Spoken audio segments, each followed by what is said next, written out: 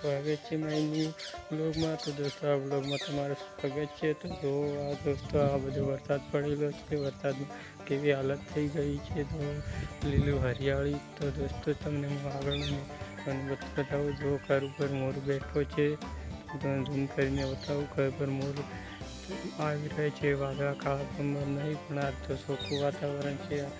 વરસાદના પોળા પકડી ગયેલા. તો દોસ્તો વરસાદના પોળાની કેવી હાલત થઈ ગયેલી છે.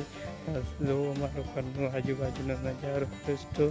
તો આવા બ્લોગ દેશી બ્લોગ જોવા માટે અમારી ચેનલને સબસ્ક્રાઈબ કરો. બ્લોગ સારો લાગે તો લાઈક કરો, શેર કરો. તો દોસ્તો ચાલો, આ બધી ભેંસો છે, ભેંસનું બચ્ચું છે. અને દોસ્તો આજે ઉકેળો છે, જે પશુઓનું ચાણ કહેવાય, ભેંસોનું ચાણ કહેવાય. આ ઉકેળો વેચવામાં આવે છે. વેચીએ તો એક ટોલાના 1000થી 1500 રૂપિયા મળે છે. આની પણ કમાણી થાય છે. આ વેસ્ટ નથી, આના પણ પૈસા મળે છે. દોસ્તો આ જો લેબડી છે, લેબડી પછી છોકરીના માળા છે. એ 5 વર્ષથી બાંધેલા છે. ચોમાસામાં પણ સહી રહે છે. આવા તમારા ઘરે પડ્યા હોય તો આનો ઉપયોગ કરીને તમે તેને પણ ચકલીના માળા બનાવો. ચકલીનું ઘર બની જશે.